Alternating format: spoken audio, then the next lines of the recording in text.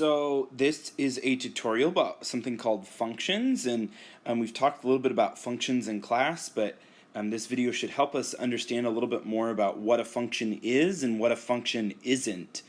So we'll talk about that a little bit today. So we have two big ideas that we really want to hit. You should be able to learn to identify what a function is, and the keyword being function is from a graph, a table, ordered pairs, and from a mapping. I'm also going to talk about it from like a real world perspective because I think that helps us give some context into what is actually happening. You should be able to state whether a relationship between two things is a function or not, and you should be able to explain why. So hopefully we'll get through all of that today. So for just a second, I want you to ignore that this is a math lesson and just imagine that you have a free vending machine. So this vending machine gives you soda. When you push the button, you get some soda. I really want you to consider what is the input and the output of this machine. What is the input of this machine and what is the output? And hopefully, as you're starting to think about this, you think that the input and that you know that the input is pushing the button. So our input is going to be all about pushing that button, and our output should be the soda that we get. So in this particular example, in is the button, and out is the soda that we get. Now in this particular example, there's a few different types of soda. There's Blast, there's Slurp, there's Lemon Twist, and then there's Diet Slurp. And these are made up names. So if I, Mr. Germanis, I'm going to go buy a soda and I push the button for Lemon Twister, and then I got a can of Lemon Twister. So that means the first time I went, I pushed Lemon Twister and then I got Lemon Twister. So that's my first attempt. And then later I go back and I push the button for Lemon Twister and I got a can of Blast. Push the button for Lemon Twister and I get a can of Blast. I'm going to ask you the question, is this machine functioning consistently? And I use the word consistently very carefully. I'm not asking if it's functioning correctly. I'm asking if it's functioning consistently. And is this functioning consistently? Well, no, this is not functioning consistently. And the reason it's not functioning consistently is because when I push the button for Lemon Twist, I get Lemon Twist, but when I push the same button for Lemon Twist, I get a totally different soda. So it's really hard to predict what I'm going to get out of my machine and versus what I put in. So the idea of predicting the correct thing is kind of the perspective that we want. Is it functioning consistently? Okay, we've got a couple of examples. So Brandy pushed the top button. Now, she pushed the top button for Blast and received a can of Blast. Miguel decided to be different and he pushed the second button for Blast. He too received a can of Blast. So in this situation, there's two buttons. There's button 1, so Blast button number 1, Blast number 1, and then there's Blast button number 2. And when Brandy pushes the top button for Blast, so we'll call that button number 1, she receives a can of Blast. And then there's a second button that Miguel pushes, and he also receives a can of Blast. Oop, not blank, Blast. Blast. Oops. So both of those receive the can of Blast. Is this machine functioning consistently? Is it functioning consistently? Can I predict what's going to happen? Well, I suppose maybe you need to know another piece of information. Maybe you need to know that when we push Blast number 1 again, I also get a Blast. And when I push Blast number 2 again, we'll do that in here. When I push Blast number 2 again, I also get a Blast. So I push Blast and I get Blast. This seems to be functioning consistently. In all of these situations, I can predict based on the button that I pushed that I get the soda that I anticipated. So it's functioning consistently. Okay, one more, and these seem kind of basic, but this next one is actually where it becomes really important to understand what we're thinking about. So Abby pushed a button for slurp, and she received a can of lemon twist. So I'm going to document that. She pushed the button for slurp, and she gets lemon twist. Later, Tyrasia pushed slurp, and also received a can of lemon twist. So slurp, and also received a can of lemon twist. Is this machine functioning consistently? And I want you to just think about that for a second. Is it functioning consistently? We know it's not functioning correctly, but is it functioning consistently? Now that word is super duper important. Is it functioning consistently? Now students in my class decided that yes, this is functioning consistently. They just got the wrong soda. But anytime I push the slurp button, I get lemon twist. I can easily predict what I'm going to get out based on the button that I pushed. And so yes, this is functioning consistently.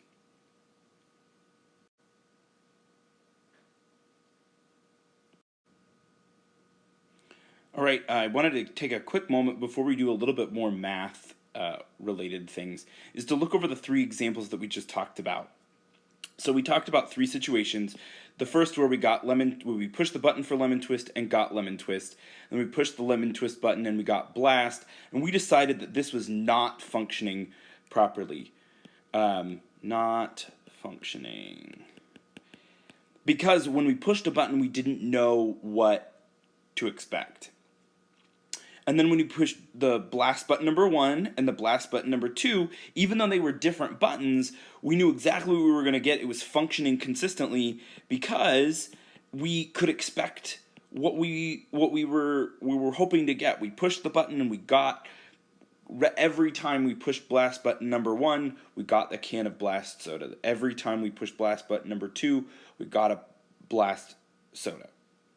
And then this third example is when, even though that it's not correct in that, like, pushing a button for slurp and getting out lemon twist, every time I push slurp, it is functioning consistently. This is a function because it is functioning consistently enough to the point where I can predict what's coming next. So with this in mind, I want you to take a look at these three new examples, and they're a little bit, sorry, the tutorial is crooked just a little bit, but you can look at these three examples, and I want you to identify, is this closest to number 1, number 2, or number 3? All of these, these three examples with candy and with numbers and inputs and outputs are related to one of these three in some way, and I just want you to take a moment to consider how they're related to one another. That they are related in some way.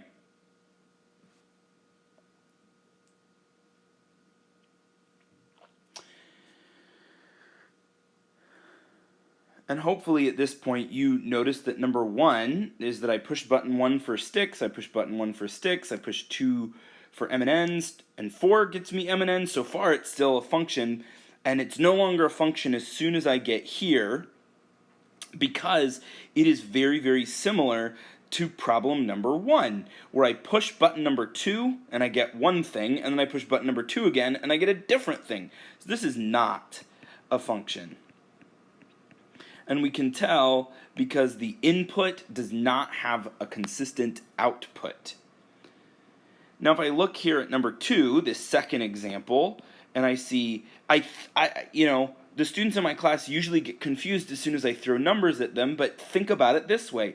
I push button number 7 and I get product number 6, and I push button -2 and I get -3. I push button 0, I get 4. I push button 4, I get 2. I push button 9, I get product number 10. Now, this button and this button is where students typically see a mistake, but notice that this is almost exactly the same as example number 2. Button number -2 gives me product number 3, and button -3 also gives me product -3. Just like our two different buttons over here gave me the same product out of my function machine. So this is a function. The second one is a function because I can reliably predict what's gonna happen when I push a specific button. I'm going to give you a second, and I encourage you to pause the video and try number 3 and see, is this functioning consistently, and which one of these 3 examples is it closest to. So pause the video and match this table of values to one of these and decide whether it's functioning consistently or not.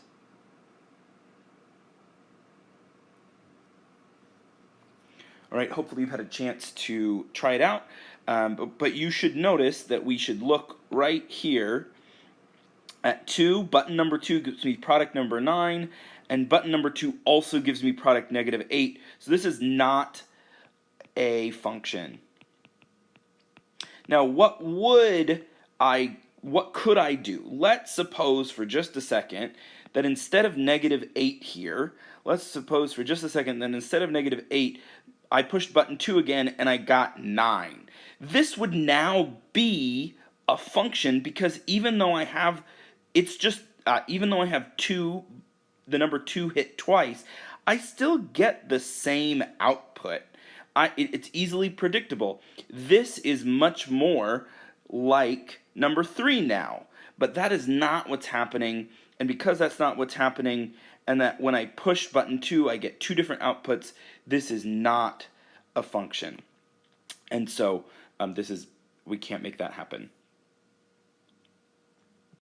So now that we know what a function is, there's a few different ways to map them. And if you're following along in your workbook, this is page 18. This is for the 2018-19 school year. But on page 18 in your workbook for Unit 3, you can follow along with us. But notice that we've got an input and we've got an output. And inputs are linked to specific outputs. So input 6 is linked with output -4, input +5 is linked with output 0, 2 with -4, and 1 with 0. Now ordered pairs come in XY form, so my input is my X, and my output is my Y. So if I wanted to start writing this mapping, this is called a mapping, what you see here, as an ordered pair, I know that 6 goes with -1, so I would write 6, -1. And 5 goes to 0, so my function is 5, 0. And my input is 2, goes to -4, so my ordered pair is 2, -4. My input is 1, 0, so my output is 1, 0. Now, I want to know, is this a function, and how do we know? Well, yes, this is a function. Yes, this is a function because every input has its own output. And I can predict that 5 is going to go to 0, and even though 1 also goes to 0, my button number 5 goes to product 0, my button number 1 goes to product 0 as well. This is a function, it's predictable. So now that we have these 4 points, these are the same exact points as the previous slide, we could plot them on a graph. And so graphs are another way of representing a possible type of function. When I graph a point, I'm going to graph it with ordered pairs. And ordered pairs always come in the form of x, y. So x is my first coordinate, y is my second coordinate. A has the coordinate 6, -1. And so on my graph, I go 6 in the x direction and -1 in the y direction. I plot a point. I plot the point 6, -1, and I'm going to go ahead and label it A. B is labeled 5, 0. So again, I go over x is 5, and my y value is 0. So I'm going to plot a point right there. And I'm going to do it in blue just so that it's a little different. And I'm going to label that point B. And I can repeat this over and over. My C is at 2, -4, so I go over 2, and down 4, -4 because the -4 lines up. 2, -4. I'm going to plot the point C. And D is 1, 0, so I go over 1 and up and down 0. And my point D is right there. Is this a function? Well, absolutely, because all of the previous things were functions. This is also a function. We're going to get to an example where we're not working with functions, but that's just going to take just a moment. So if I wanted to turn this map into a table, it's also really simple. Notice that I have new language up at the top, that X is also known as the domain and the Y is also known as the range. And so I just want to be consistent in knowing that inputs can be called domains and outputs could be called ranges. And just like an ordered pair, 6 goes to -1, so my input is 6, my output is -1. 5 goes to 0.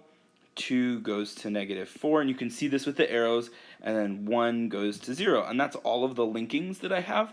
And so I can easily make a table of values from a mapping or ordered pairs. You notice that these are exactly the same as an ordered pair. 6, -1, 5, 0. So this is super duper handy for us. This is a whole new set of examples. So notice that we have a different mapping, and I want you to just pause the video and take a moment to link these and make this mapping into ordered pairs. This is great practice. Right. Hopefully you've had a chance to link them together, but -2 will go to -1, 1 will link to -5, 2 will go to -5, and 2 also goes to 0. This is starting to look interesting. 5 is also going to go to 0. Now, if I think about this, is this a function and why? Instantly, I can tell from this value, does it go to -5 or does it go to 0? When I push button 2, what do I get out? Do I get -5 out or do I get 0 out? So this is not a function. And you can see that in the mapping because one value kind of splits off to two different things here. This is not a function. And in my ordered pairs, I notice that my input has two different outputs. My input of 2 has an output of -5 and an output of 0. So from the ordered pairs, I can tell that it's not a function. If I look at a graph, I can quickly start telling, is this a function or not? So which one of these matches my ordered pairs? So I've got -2 and -1 there and there. I've got 1 and -5, so that's there in red and there in red as I'm adding them. I've got 2 and -5, so that's there and there, and I've got 2 and 0, that's there. Oops, this one doesn't have it. So because it doesn't have that extra spot where I'd anticipated it to be, it does not exist there. And so this is the graph for this. And based on this, how could I tell that it's not a function? I'm going to talk about something in the next slide called the vertical line test. Now the vertical line test says that if you can draw a vertical line anywhere on a graph and it only hits once, then the graph is a function. Otherwise, it's not a function. So if I look at this first one, and we're going to focus on this first guy here, I'm going to start drawing vertical lines. And if I draw it anywhere, I'm drawing a whole bunch of vertical lines. And notice, this vertical line only crosses once, this vertical line only crosses once. Everywhere on this graph, all of my vertical lines only cross once. So this is a function. If I look over here, if I draw this, it hits once there, but as soon as I go over here, here is a place where it crosses twice. And because it crosses twice in this, it is not a function. We could also think about it that my input, my x value, has two possible outputs or two possible y values, and that's another reason why it's not a function. So if it hits, otherwise, if it hits more than once, it is not a function. And so we can see that we have a non-function on the right. Here are 3 examples. I just want you to take a quick moment to decide, are these functions or not functions, and maybe use the vertical line test. So quickly looking through, this is a function because every vertical line will only cross once. This too is also a function, and even though it's a little curvy, every vertical line only crosses once. No matter where I'm passing, it is also a function. But this, even though it crosses once there is a place, namely right here, where it crosses 3 times. And because it crosses more than once, this is not a function. And so here are 3 examples of the vertical line test helping us show a visual example. All right, we've talked about graphs, we've talked about tables of values, we've talked about mappings, and we've talked about ordered pairs. This is a great time to pause the video, and this is the end of the video actually. This is a great time to stop the video and try these 2 problems out and link all 3 representations, the graph, the table, the map, and the ordered pair. Excuse me, there are 4 representations. Link them all together. And are these functions or are they not functions? And how can you use the visual example for each to show why?